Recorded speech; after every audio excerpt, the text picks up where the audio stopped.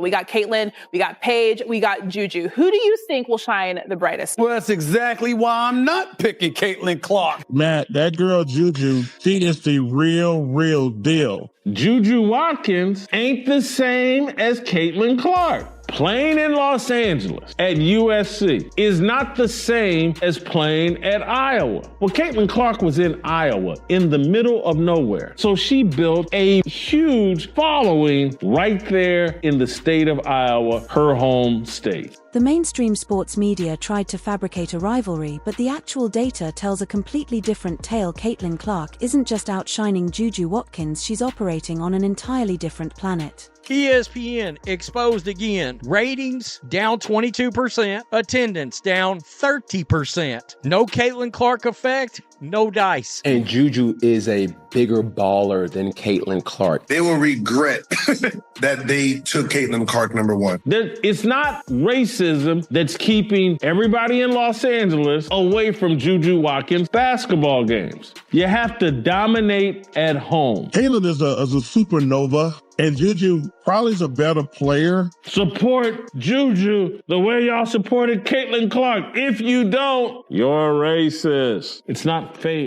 While Clark is breaking attendance records and drawing millions of eyeballs every time she steps on the court, Watkins is struggling to spark that same kind of interest. The gap between them isn't just wide, it's chasmic. Needle mover in women's basketball, college or pro, is Caitlin Clark. Yet the media keeps force-feeding us the idea that Watkins is the next big thing. But let's ask the obvious question: if that's true, why are her games half empty? Why do ratings nosedive when Clark isn't playing? The truth practically screams through the silence of those seats. Yo, man, we should be talking about her the way we talked about Caitlin Clark last year. Juju gets covered all the time. I cover Juju. I talk about Juju. It's great for the game. The idea that Juju and Paige have not been covered is just false. Let's not sugarcoat it. Juju Watkins is not Caitlin Clark. She's not even close, and the numbers back it up. ESPN notes that the viewership for the first round was up 43% from 2023, with an average of 257,000 people watching the first 2 days, but it leaves out the record-breaking viewership from last year, where viewership averaged 469,000 in the 2024 first round. That number was boosted by a whopping 3.2 million tuning in to Caitlin Clark and Iowa's 91-65 win over Holy Cross. The difference between this year and last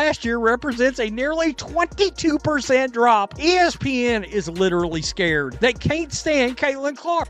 Clark isn't just a breakout rookie, she's a full-blown cultural phenomenon. Her influence has single-handedly skyrocketed ticket sales for the WNBA, broken broadcast viewership records, and forced major sports networks to completely reevaluate how they cover women's basketball.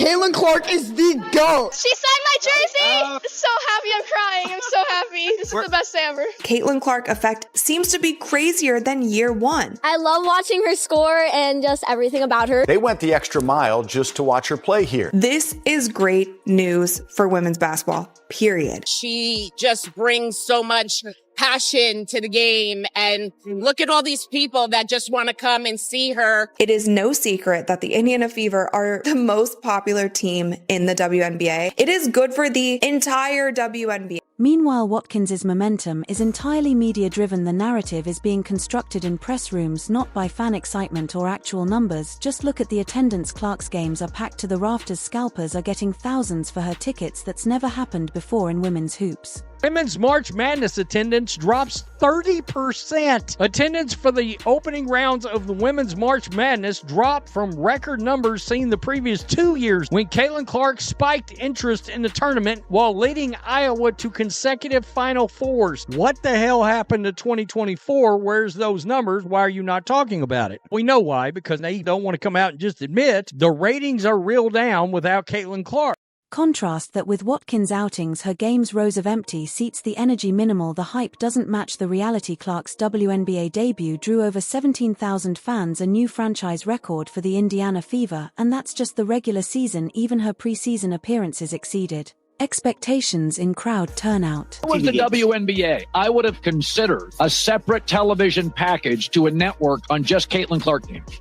I would have had two packages, the WNBA package, and then a separate, let's say 15 to 18 game Caitlin Clark package. Where's that kind of frenzy for Juju? Nowhere. Her games just don't generate the same buzz. Juju is a bigger baller than Caitlin Clark. I said it. I said it. Yeah. I said it. And it has nothing to do with black and white. The statistics say what everybody needs to be knowing. Juju is a better athlete than Caitlin Clark. Show us the stats that you're referencing. I mean, come on. Now let's shift gears to television viewership. Clark's NCAA championship game pulled in an astronomical 18.7 million viewers, making it the most watched women's basketball game of all time. Like the Indiana Fever or not, whether you like Caitlin Clark or not, it has gotten to the point where we can no longer deny the fact that they are the biggest draw in the WNBA, and they proved that all of last season.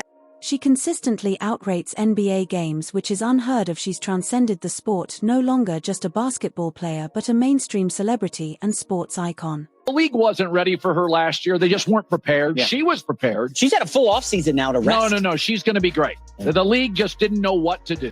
And Juju not even in the same conversation. Her games haven't generated record-breaking viewership or sparked national water cooler talk. There's no viral buzz, no mainstream crossover, no real pull. Sold out games after game after game. She had a connection with those people that was special. She carried that connection and that fan base to the WNBA. She dominated. Oh, she's being denied something. That y'all better treat her like Caitlin Clark. So how can we treat her like Caitlin Clark? She's in a different body of water. Stephen A. Smith and Shannon Sharp both played the card of, we should be talking about Juju Watkins the same way we talked about Caitlin Clark. Media's attempt to put her in the same tier as Clark is transparent and frankly desperate. If Watkins were truly at Clark's level, we wouldn't need this constant marketing push. The numbers would speak loud and clear, but they don't, and that says everything. They're trying to write a rivalry with no substance behind it. The comparison falls flat the moment you look at the data. Watkins doesn't bring in the crowds, doesn't light up the ratings, and isn't the household name they want her to be. Girl, that young lady y'all got at USC right now, Juju. Incredible. Hey, I tell all them bitter, angry girls in the WNBA who are upset about Caitlin Clark, move over more, because Juju is special. Number one, I would give a shout out to Caitlin for what she's did for women basketball the last 3 years, man. It's been incredible. And I wish those women would embrace it. But, Matt, that girl Juju, she is the real deal. She's going to be bigger than Caitlin Clark. And I don't even know if that's possible for what Caitlin Clark has done for. Clark is a generational player. She shifts culture, commands attention, and elevates everyone around her. Watkins, she's talented, sure, but we've seen players like her before. There's nothing revolutionary happening here, so if we're going to compare them, let's do it the right way. Let's look at stats, skills, and impact side by side, and when we do that, the truth becomes painfully obvious. Juju Watkins isn't Caitlin Clark, not now and not ever.